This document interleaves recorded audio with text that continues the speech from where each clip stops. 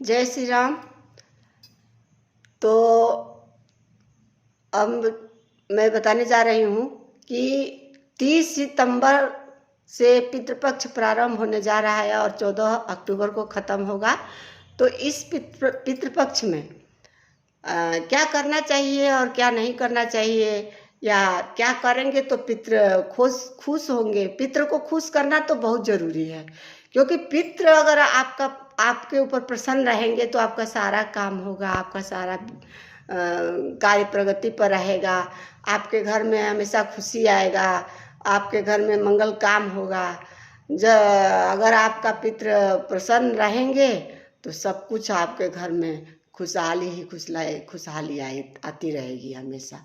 तो इसके लिए आपको क्या करना है कि पितृपक्ष में आप अपने पितरों के लिए, आप अपने पितरों को खुश करने के लिए आप ऐसा कार्य करिए जिससे आपके पितृ खुश रहेंगे। तो पितृ खुश रहेंगे तो आपको आशीर्वाद देंगे और आपके घर में उन्नति होगी और आपका हर कार्य प्रगति पर रहेगा। जो भी कार्य करेंगे वो कार्य आपको सफल होगा, हमें हर क्षेत्र में सफलता मिलेगी। पितृ अगर नाराज हो जाएंगे तो ये जान लीजिए कि हर कार्य में रुकावट आती रहती है। पितृ को खुश करना चाहिए। पितृपक्ष आता है 15 दिन का, इसमें पितृ को खुश करना बहुत ज़रूरी है। तो पितृ को खुश उसी को करना चाहिए जिसके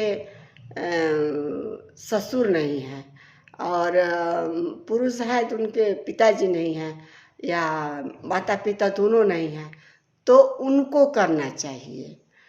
और जिसके पिता और माता जिंदा हैं उसको नहीं करना चाहिए ये सब कार्य।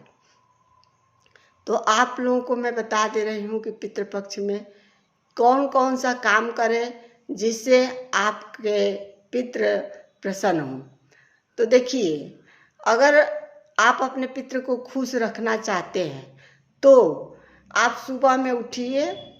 घर के जो लेडीज हैं वो सुबह उठे, ब्रह्म मुहूर्त में उठे, ब्रह्म मुहूर्त में उठकर और 1 लोटा पानी जो आप रखती है घर में अपने मटका में या अपने जो भी आरो में, उसमें से 1 लोटा जल ले लीजिए और जल ले जाकर अपने मेन दरवाजे पर छींट दीजिए। उससे आपके पितृ प्रसन्न होंगे। पितृ आपके दरवाजे पर सुबह सुबह आते हैं और देखते हैं कि मेरा बेटा, मेरा बहू, मेरा नाती पोता हमको कुछ दे रहे हैं कि नहीं दे रहे हैं। अगर आप कुछ दे रहे हैं तो बहुत प्रसन्न होते हैं। और इसी 15 दिन के पितृपक्ष में उन लोगों को आप जो भी देंगे वो वही उन लोगों को खाने पीने को मिलता है। बाकी समय में आप लोगों के पितरों को कुछ भी खाने पीने को नहीं मिलता है। 1 साल तक वो उसी तरह से रहते हैं। तो 15 दिन के पितृपक्ष में आपके पितृ लोग आते हैं आप लोगों के दरवाजे पर कि मेरे ये आशा लेकर आते हैं कि मेरे संतान जो है कुछ देंगे मुझको तो मैं तृप्त हो जाऊंगा। तो इसीलिए 15 दिन के पितृपक्ष में अपने पूर्वजों के लिए कुछ करना चाहिए, कुछ देना चाहिए। तो सुबह में उठ के और 1 लोटा जल अपने मटका में से या आरो में से ले लीजिए, ले करके और अपने दरवाजे पर छींट दीजिए। उसके बाद आपको अपने पितृ के लिए अगर खाना निकालते हैं, बहुत लोग खाना निकालता है, जो निकालता है उसके लिए, नहीं निकालता है उसके लिए मतलब ये है कि नहा धोआ कर और उनके जो जेंट्स हैं मतलब बेटा है उन पितृ को, तो जो घर के बड़े बेटे हैं जिनके पिताजी नहीं हैं, वो क्या करेंगे कि सुबह नहा धोआ करके और गुड़ तिल और 1 लोटा जल ले जा कर के पीपल के पेड़ में चढ़ाएंगे। या नहीं वो पीपल के पेड़ मिल पाएगा तो दक्षिण मुँह करके और जल पितृ के नाम से समर्पित कर देंगे। अपने यही कहेंगे कि सारे पितृ लोग के लिए मैं ये कर रहा हूँ। तो ये कार्य हो गया। अब इसके बाद आपको क्या करना है कि शाम को अपने घर के दरवाजे पर एक सरसों तेल का दीपक या तिल का तेल का दीपक, कोई भी तेल ले लीजिए, या सरसों के ले लीजिए या तिल का तेल का दीपक ले लीजिए, और अपने मुख्य दरवाजे पर बाहर, मुख्य दरवाजे के बाहर की तरफ एक दीपक जला करके शाम के समय आप गोधूली बेला में आप रख दीजिए।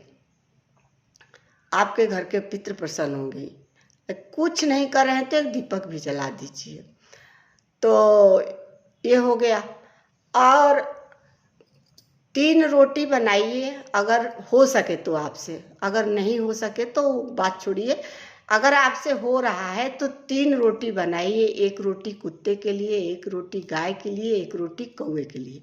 ये तीनों रोटी पहले बना करके रख दीजिए और अपने पूर्वज के लिए 1 कुत्ता को दे दीजिए, 1 गाय को दीजिए और 1 कौवा को दे दीजिए।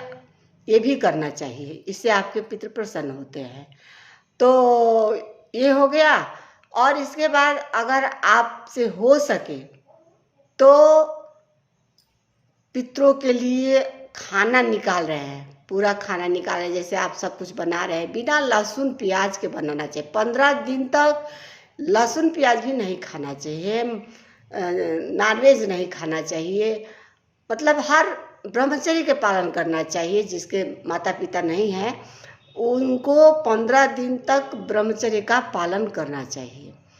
तो जो भी खाना बना रहे हैं पूरा खाना बना करके और अपने पितरों के निमित्त निकाल करके, और अपने घर से कहीं निकल के घर के बगल में दक्षिण दिशा हो, उधर आप मतलब केले के पत्ते पर या खोदोना मिलता है पत्ता का, उसमें रख दीजिए। रख के आप पितरों को प्रणाम करके सर्व पितरोभ्यो नमः कह करके और प्रणाम करके कि आप लोग ले लीजिए और मुझे आशीर्वाद दीजिए, ये आप जरूर कहिएगा।